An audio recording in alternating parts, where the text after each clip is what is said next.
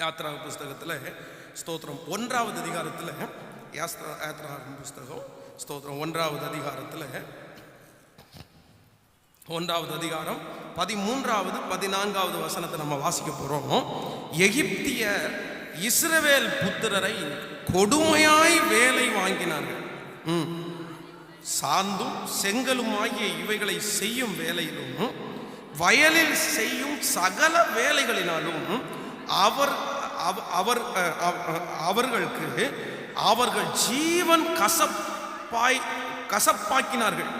அவர்களை கொண்டு செய்வித்த மற்ற எல்லா வேலைகளிலும் அவர்களை கொடுமையாய் நடத்தினார்கள். நம்பர் 3, நிறைய பேருடைய மனசுல, நிறைய பேருடைய சரீரத்துல ஏன் இளைப்பாறுதல் இல்லை அப்படின்னா, நிறைய பேருடைய வேலை பழுவுனால தான் சரீரங்களில் இளைப்பாறுதல் இல்லை. வேதம் சொல்லுது, வேலை செய்யாத மனுஷன் என்ன பண்ணக்கூடாது, சாப்பிடக்கூடாதுன்னு தான் சொல்றாரு.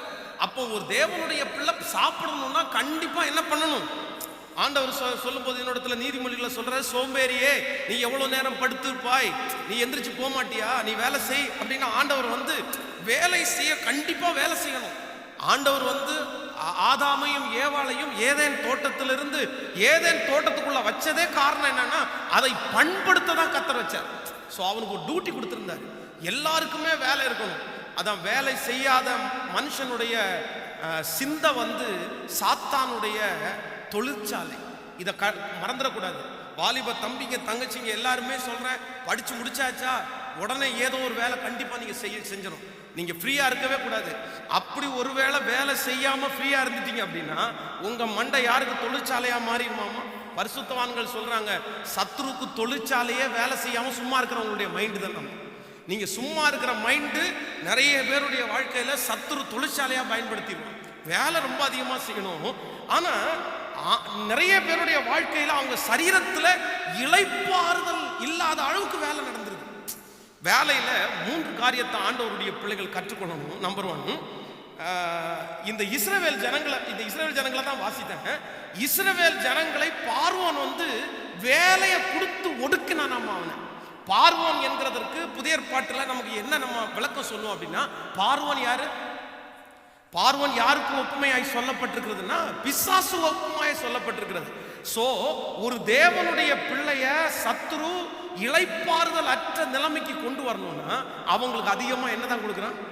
வேலைப்பழு. இந்த இஸ்ரவேல் ஜனங்களுடைய வாழ்க்கையில வேதத்துல சொல்லுது, ஒரு 3 காரியத்தை சொல்றேன். உங்க வேலை இந்த 3 காரியத்திற்கும் டிஸ்டர்பன்ஸ் இருக்கக்கூடாது. நம்பர் 1, முதலாவதாக ஆண்டவரை ஆராதிக்கிறதற்கு வராம வேலை உங்களுக்கு முக்கியத்துவமா இருக்கக்கூடாது. ஹலோ, ஆண்டவரை ஆராதிக்கிறதற்கு தடையாய் ஒரு தேவனுடைய பிள்ளைக்கு எது அமைஞ்சிடக்கூடாது? நல்லா சொல்லுங்க எல்லாரும். இஸ்ரவேல் ஜனங்களை இந்த பார்வோன் அதிகமான வேலை வாங்குறான். அப்ப மோசே போய் சொல்றான், என் ஜனங்களை போக விடுங்க, நாங்க எல்லாரும் என்ன பண்ணணும் அப்படின்னு அவன் கேட்கும்போது அவன் சொல்றான், எங்கள் தேவனை ஆராதிக்கிறதற்கு எங்களை என்ன பண்ணுங்க, போக விடுங்க. ஆனா அவன் என்ன சொல்றான் அப்படின்னா, இல்ல இல்ல இல்ல, நான் உங்களை நீங்க தேவனை ஆராதிக்க போயிட்டீங்க அப்படின்னா என்னுடைய வேலை கெட்டு போயிரும்பா, என் வேலை கெட்டு போயிடும். கவனிங்க, இன்றைக்கு முழங்கால யுத்தத்தில் வந்திருக்கிற கர்த்தருடைய பிள்ளைய நீங்க வேலை செய்யுங்க, தப்புன்னு சொல்லல. நீங்க சம்பாதிக்கிறது தப்புன்னு சொல்லல, நீங்க உற்சாகமா இருங்க. ஆனா ஒரு நாளும் ஆண்டவரை ஆராதிக்கிறதற்கு உங்க வேலை என்னவாயிடக்கூடாது? சத்தமா சொல்லுங்க, எல்லாரும் சொல்லுங்க. தடையா இருக்கிற இது யாருடைய அடிமைத்தனம்னா பார்வோனுடைய அடிமைத்தனம். இது சத்துருடைய மிகப்பெரிய தந்திரம். இன்னைக்கு பாத்தீங்க அப்படின்னா நிறைய இடத்துல வேலைகள் இல்லை. ஞாயிற்றுக்கிழமை சர்ச்சுக்கு வரல, ஞாயிற்றுக்கிழமை வேலைக்கு வரல அப்படின்னா அவ்வளவுதான், அவனுக்கு வேலையே இல்லை அப்படின்னாங்க. நான் என்ன சொல்றேன்னா, நிறைய திருச்சபைகள்ல இன்றைக்கு காலை ஆராதனை ஆரம்பிச்சிட்டாங்க. 5 மணிக்கே நிறைய திருச்சபையில ஆராதனை ஆரம்பிக்கிறாங்க. ஒரு தேவனுடைய பிள்ளை அன்னைக்கு ஒரு நாள் ஒருவேளை அப்படிப்பட்ட வேலைக்கு நீங்க போகணும்னு நினைச்சீங்கன்னா காலை ஆராதனைக்கு போய் அட்டென்ட் பண்ணிருங்க. ஆனா ஆலயத்துக்கு மட்டும் போகாம இருந்துடாதீங்க. ஞாயிற்றுக்கிழமை அது கர்த்தருடைய நாள், கர்த்தரை ஆராதிக்கிற நாள். ஒரு நாள் அல்ல, தினம் கர்த்தரை ஆராதிக்கணும். வேலைக்கு போகிறதற்கு முன்பாக ஒரு தேவனுடைய பிள்ளை ஜெபம் பண்ணிட்டு தான் போகணும்.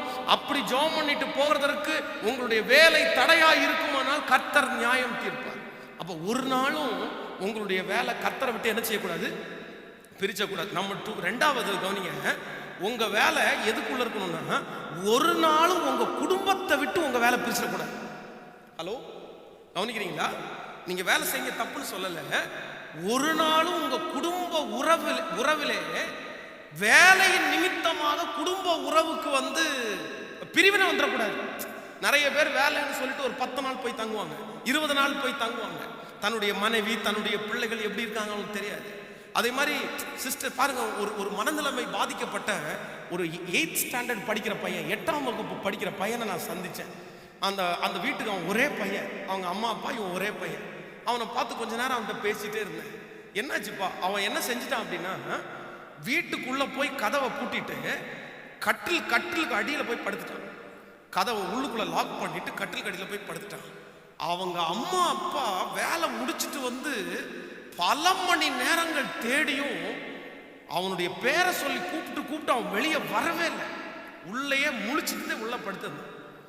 எங்கெல்லாமோ தேடி அவன் வீட்டுக்குள்ள இல்லைன்னு தெரிஞ்சு அதுக்கப்புறம் எங்கெங்கேயோ போய் அவனை கண்டுபிடிக்க முடியாம கடைசியில் வீட்டுக்குள்ள இருக்கிறான் அப்படின்னு சொல்லி ஒரு சின்ன கால் மட்டும் தெரிஞ்சு அதை பார்த்த உடனே திரும்பியும் கத்தி தண்ணி எடுத்து ஊத்தி பொருட்கள் எல்லாம் உள்ள எடுத்து போட்டு அவன் எந்திரிக்காம கதவை உடைச்சு உள்ள போயிட்டான். அவன் மன அழுத்தத்தில் இருக்கிறதுக்கு காரணம், எங்க அம்மா அப்பா என்னை கவனிக்கிறதே இல்லை. 2 பேரும் வேலைன்னு போயிடுறாங்க. என்கிட்ட கொஞ்ச நேரம் கூட ஸ்பெண்ட் பண்ண மாட்டேங்கிறாங்க. நான் தனியாக சாப்பிட்றேன். எனக்கு சாப்பாடு போட்டு கொடுக்கறதுக்கு கூட யாரும் இல்லை. கவனிங்க, நீங்க வேலைக்கு முக்கியத்துவம் கொடுங்க. இந்த உலகத்தில் வாழ்றதற்கு சம்பாத்தியம் அவசியம். ஆனா சம்பாதிக்கிற அத்தனை சம்பாத்தியம் யாருக்கு தெரியுமா? குடும்பத்துக்கு தான் பிரதர் நீங்க சம்பாதிக்கிறீங்க. உங்க பிள்ளைகளுக்காக தான் பிரதர் நீங்க சம்பாதிக்கிறீங்க. யாரும் சம்பாதிக்கிற பணத்தை யாரும் கொண்டு போக போறதில்லை. சம்பாதிக்கிறது தப்பு இல்லை. ஆனா நீங்க சம்பாதித்த பணத்தை அனுபவிக்க விடாதபடி உங்க குடும்பம் பிரிஞ்சிடக்கூடாது, உங்க பிள்ளைகள் பிரிஞ்சிடக்கூடாது, உங்க பிள்ளை அப்பா கெட்டவன்னு சொல்லிடக்கூடாது, உங்க பிள்ளை அம்மா கெட்டவங்கன்னு சொல்லிடக்கூடாது. குடும்பத்தை விட்டு உங்கள் வேலை பிரிக்குமானால் நான் சொல்றேன், அப்படி சம்பாதிக்கிற சம்பாத்தியம் வேணாம். கர்த்தர் நடத்துவார். ஜெபம் பண்ணுங்க, ஆண்டவரே என் குடும்பத்தோட நான் ஸ்பெண்ட் பண்ணணும், என் குடும்பத்தோட நான் இருக்கணும், என் குடும்பத்தோட நான் ஜெபம் பண்ணணும். நீங்க கர்த்தரிடத்துல கேளுங்க, ஆண்டவர் அதை மாதிரி ஒரு வருமானத்தை கர்த்தர் கொடுக்கறதுக்கு வல்லவரா இருக்கிறார். எத்தனை பேர் விசுவாசிக்கிறீங்க? ஆமோதிக்கிறீங்களா இல்லையா? நமக்கு என்ன முக்கியம் அப்படின்னா ஃபேமிலி முக்கியம். குடும்பத்தை விட்டு பிரிக்கிற வேலை நமக்கு வரக்கூடாது. நம்பர் 3, மூன்றாவது, உங்க வேலையில நீங்க ரொம்ப கவனமா இருக்கணும். உங்களுடைய வேலை பழுவினால நீங்க ஆண்டவருடைய சத்தத்தை கேட்காம காதுகள் அடைக்கப்பட்டக்கூடாது. அது வாசிங்க நீங்க வேதத்தை. யாத்திராகமம் 9ஆம் அதிகாரத்துல அந்த வாசித்த வசனம் தான் 9ஆம் அதிகாரம் 21, 22 வாசிக்கும் போது, எவன் கர்த்தருடைய வார்த்தையை மதியாமற் போனானோ அவன் தன் வேலைக்காரரையும் தன் மிருக ஜீவன்களையும் வெளியே விட்டான். கவனிங்க, இந்த இடத்துல வேதம் சொல்லுது, இஸ்ரவேல் ஜனங்களுக்கு ஒரு அனௌன்ஸ்மெண்ட் கொடுத்துட்டார் மோசே. எப்பா, எல்லாரும் ஆடு மாடுகள் மிருக ஜீவன்கள் எல்லாம் உள்ள கட்டிடுங்க. கோசே நாட்டை தவிர வேற எங்கேயாவது நீங்க கட்டிட்டீங்க அப்படின்னா அந்த எகிப்திற்கு வர்றத அந்த அழிவு உங்களுக்கும் வந்துடும் அனௌன்ஸ் பண்றாரு. ஆனா நிறைய பேர் வேலை பழுனால கேட்கவே இல்லை. அப்படிதான் பேசுவார், விட்டுட்டாங்க. அந்த வார்த்தை அவனுடைய காதுக்குள்ள போகவே இல்லை.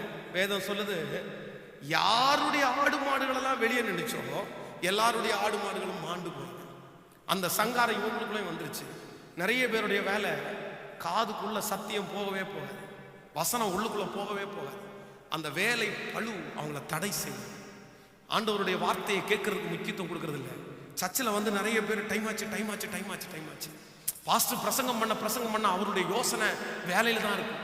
ஐயோ டைம் ஆயிடுச்சுன்னா, ஐயோ அப்படி ஆயிடுச்சுன்னா அந்த வசனம் அவங்க காதுக்குள்ள போகவே போகாது. காரணம் என்னன்னா, வேலை ஆண்டவருடைய வார்த்தை இருதயத்துக்குள்ள போகாம என்ன பண்ணுது? சத்தமா சொல்லுங்க, கேட்கல? தடை பண்ணுதா? உங்க வேலையில ரொம்ப கவனமா இருங்க. வேலை சில நேரத்தில் இளைப்பாறுதலை கெடுத்துரும். அதுக்கு மாறாக ஆண்டவரிடத்துல சொல்லுங்க, ஆண்டவரே நான் வேலை செய்யறேன், என் கையை நீ ஆசீர்வதிங்க. ஆனா ஒரு நாளும் உங்க பிரசன்னத்தை என் வேலை தடை பண்ணவே தடை பண்ண. 6 நாள் வேலை செய்து 7வது நாள் அது யாருடைய நாளாமோ? சத்தமா சொல்லுங்க, அது கர்த்தருடைய நாள், அது கர்த்தருடைய நாள். இன்றைக்கு ஆண்டவர் இன்றைக்கு மாலை செக்ஷன்ல எல்லாரோடைய ஆண்டவர் பேசியிருக்காரு. உன் சரீரத்தில் நான் என்ன கொடுப்பேன் சொல்லுங்க? இளைப்பாறுதலை நான் உனக்கு தருவேன். இளைப்பாறுதலை தருவேன். எப்போ தருவார் அப்படின்னா, ஒரு தேவனுடைய பிள்ளை முதலாவதாக சரீரத்தில் என்ன படக்கூடாது? யோசனையினால் உங்கள் சரீரத்தை இளைப்பாறுதலற்ற சரீரமாக மாற்றிடக்கூடாது. நம்பர் 2, ரெண்டாவது, கவலையினால் உங்கள் சரீரத்தை இளைப்பாறுதலற்ற சரீரமாக மாற்றிடக்கூடாது. நம்பர் 3, மூன்றாவது, அதிகமான வேலையினால உங்கள் சரீரத்தை நீங்கள் இளைப்பாறுதல்ட்டா பண்ணாதீங்க. என் சரீரம் கர்த்தருடைய ஆலயம். ஆமேன்னு சொல்லுங்கள். நீங்கள் எல்லாம் நல்ல வயசு வரைக்கும் வாழணும், சந்தோஷமாக வாழணும், நீங்கள் பலன்னாக இருக்கணும். நான் சொல்கிறேன், திருச்சபையில் இருக்கிற யாருக்கும் ஆண்டவர் இந்த ஹாஸ்பிட்டல் கொடுக்கவே எல்லாம் சுகமாய் கர்த்தர். ஆமோதிக்கிறீங்களா இல்லையா? இந்த உலகத்திலேயே மிக ஆசீர்வாதமான ஒரு வாழ்க்கை என்ன வாழ்க்கைன்னா, ஹாஸ்பிட்டலுக்கு போகாத வாழ்க்கை தாங்க, சுகமான வாழ்க்கை தாங்க. எத்தனை பேர் வாஞ்சிக்கிறீங்க? எத்தனை பேர் வாஞ்சிக்கிறீங்க? ஆனால் ஆண்டவர் இன்னைக்கு சொல்லிட்டாரு, நான் உனக்கு இளைப்பாறுதல், உன் சரீரத்தில் உனக்கு நான் இளைப்பாறுதல். நான் சொல்கிறேன், இன்னைக்கு இந்த யுத்த ஜெபம் முடியும் போது அநேகருடைய சரீரத்தில் இருக்கிற நுகத்தடிகளை கர்த்தர் எடுத்து போட போகிறார்.